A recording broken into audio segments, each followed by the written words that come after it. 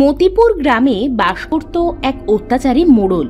কৃষকেরা মোড়লের কাছ থেকে ঋণ নিলে সেটা সুদে আসলে দ্বিগুণ করত।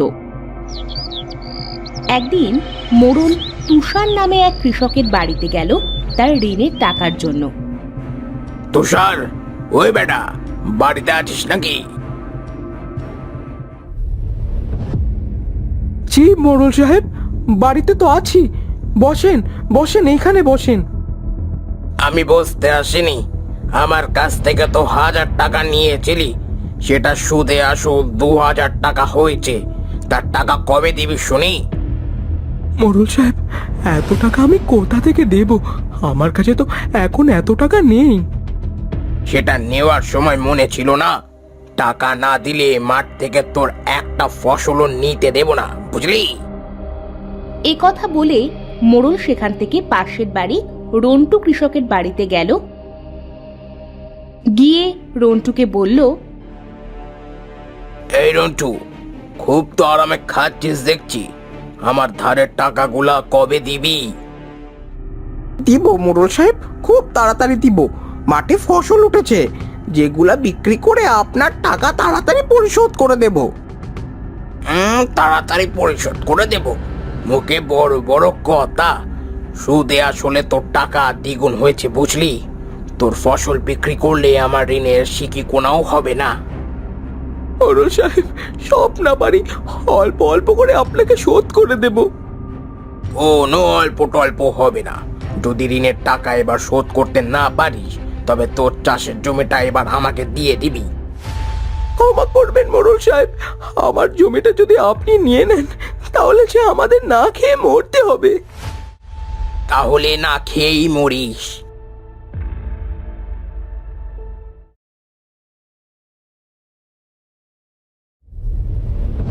এভাবে মোড়ল যাদের কাছে ঋণের টাকা পাবে সবার বাড়িতে গেল।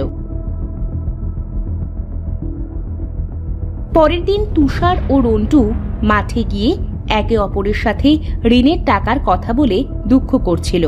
এমন সময় সেখানে দিনেশ এসে বলে, কিরে ভাই রন্টু, তোদের মুখটা এমন ফ্যাকাশে দেখাচ্ছে কেন? কি হয়েছে? বউয়ের সাথে ঝগড়া করেছিস নাকি?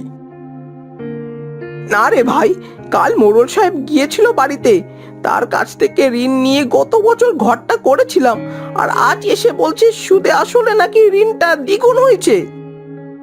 হ্যাঁ ভাই, আর বললো যদি এবছর আমরা ঋণের টাকা শোধ না করি তাহলে আমাদের চাষের জমিটা নিয়ে নেবে। দিন দিন মোড়লের অত্যাচার গ্রামে বেড়েই যাচ্ছে। আমাদের সবাইকে এর একটা বিহিত করতেই হবে। ঠিক বলছো ভাই, না হলে এই মোড়ল তো এক সময় আমাদের পায়ের নিচে পিষে মারবে। আমার কাছেও গিয়েছিল মোড়ল, আমার চাষের জমিটা সে কিনতে চায়, কিন্তু আমি সোজা না বলে দিয়েছি। খুব ভালো করেছো ভাই, তোমার জমিটা একবার নিতে পারলে কিন্তু আর টাকা দেবে না।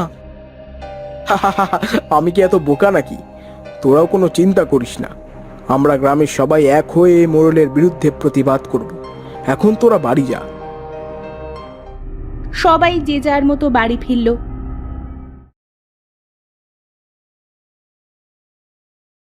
দিনেশ বাড়ি ফিরে তার বউকে বলল, লতু, মনে হচ্ছে এইবার মোড়লের বিরুদ্ধে লড়তেই হবে। কেন? সে আবার কি করলো? কি করেনি তা বলো। গ্রামের যারা মোড়লের কাছ থেকে ঋণ নিয়েছিল সবার ঋণ সুদে আসলে দ্বিগুণ করছে। কি সাংঘাতিক কথা! দিন দিন তো দেখছি মোড়লের অত্যাচারে শেষে গ্রাম না ছাড়তে হয়। না লতু, গ্রাম আমরা ছাড়বো না, ছাড়লে ওই মোড়ল ছাড়বে। এদিকে মোড়ল বাড়ি ফিরে তার বউকে বলল, বুঝেছ কিন্নি, যাদের কাছে এবার ঋণের টাকা পাবো সবাইকে ধমকি দিয়ে এলাম। তাই নাকি? তা কি বলে এলে শুনি? বলেছি ফসল ওঠার সাথেই যদি আমার ঋণ সুদে আসলে পরিশোধ না করো, তবে সবার চাষের জমি নিয়ে নেব।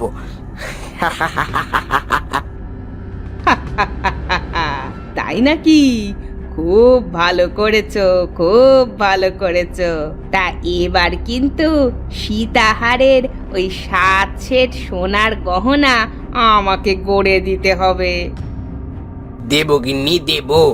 কৃষকদের কাছ থেকে সুদে আসলে টাকা উঠিয়ে আসল রেখে দেব, আর সুদ দিয়ে তোমার গহনা গড়ে দেব।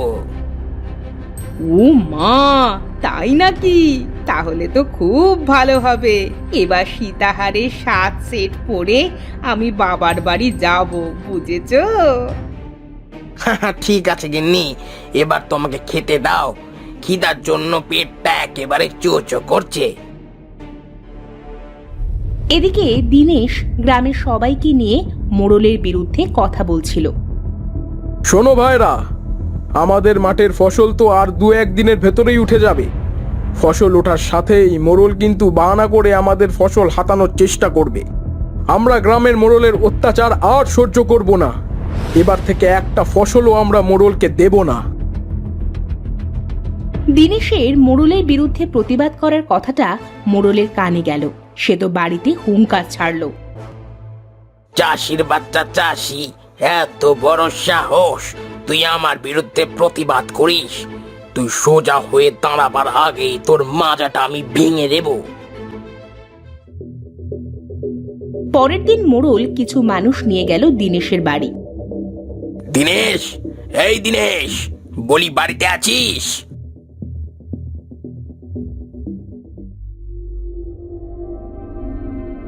আরে মোড়ল মশাই, আজ আমার বাড়িতে এলেন যে? আমি তো বলেছি আমার জমিটা আমি বিক্রি করব না। তোর মিয়া, আমি জমি কিনতে আসি নাই। আমি এসেছি তুই আমার কাছ থেকে যে 1 লক্ষ টাকা ধার নিয়েছিলি সেটা নিতে। এ কথা শুনে যেন দিনেশের মাথায় আকাশ ভেঙে পড়ল। কি বলছেন কি মোড়ল সাহেব? আমি কবে আপনার থেকে 1 লক্ষ টাকা ধার নিলাম? আরে, তোর মনে নেই? তোর মনে না থাকলে কি হবে? আমার কাছে সব প্রমাণ আছে। যদি আমার টাকা কালকের ভেতরে পরিশোধ না করিস, তবে তোকে এই গ্রামের সবার সামনে মৃত্যুদণ্ড দেওয়া হবে। হায় হায় মোড়ল সাহেব, এটা আপনি কি কথা বলেন? আমার স্বামী আপনার এত টাকা দিবে কোত্থেকে? সেটা আমি জানি না। কাল সকালের ভেতরে যদি আমার টাকাটা না পাই, আমার কিছু লোক এসে দিনেশকে নিয়ে যাবে। নিয়ে যাবে মানে? কোথায় নিয়ে যাবে? ওই পুকুর পাড়ে আম গাছের তলায় ওই কাটিয়ে দিনেশের গলায় ফাঁস দিয়ে মৃত্যুদণ্ড দেয়া হবে। এ কথা বলে দিনেশের বাড়ি থেকে মোড়ল চলে গেল। সারা গ্রাম দিনেশের মৃত্যুদণ্ডের কথা ছড়িয়ে পড়ল। এদিকে লতু তো বাড়িতে মরা কান্না জুড়ে দিল। ওগো, এবার আমার কি হবে গো? তোমার যদি কিছু হয়ে যায় তাহলে আমি বাঁচবো কি করে গো? এত টাকা তুমি কোথা থেকে দিবে?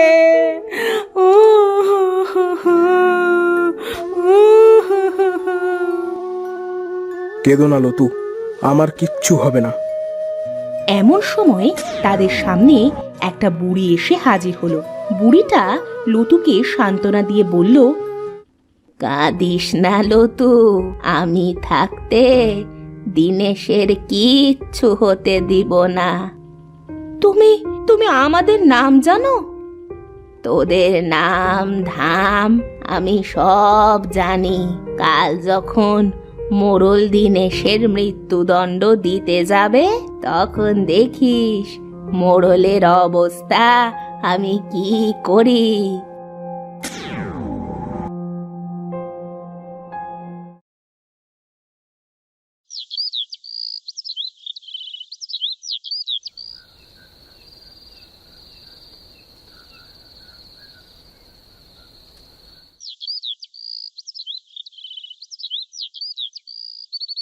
পরের দিন মোড়ল মানুষ পাঠালো দিনেশকে ধরে আনতে।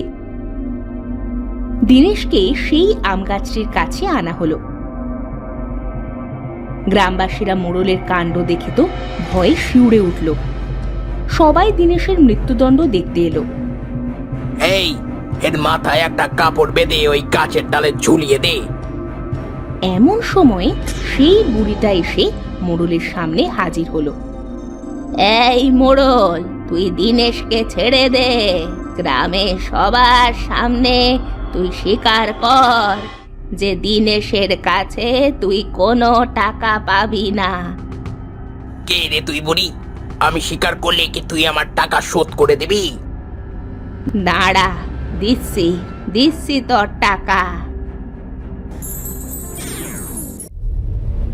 এই কুত্তা, যা দেখি এই মোড়লকে এই গ্রাম থেকে বের কর, যেন আর কোনোদিনও এই গ্রামে ঢুকতে না পারে।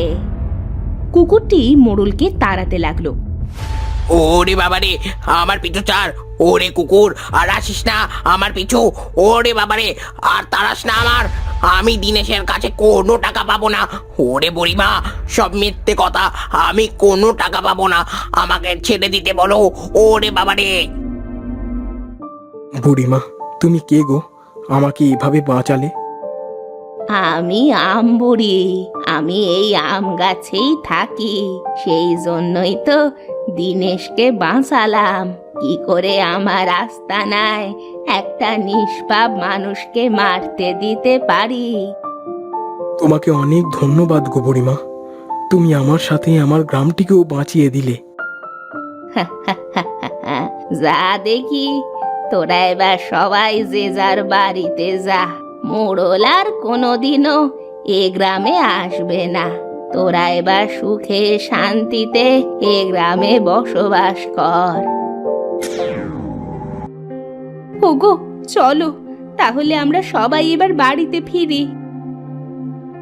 সবাই বাড়ি ফিরে গেল। এরপর থেকে সবাই মতিপুর গ্রামে সুখে শান্তিতে বসবাস করতে শুরু করলো।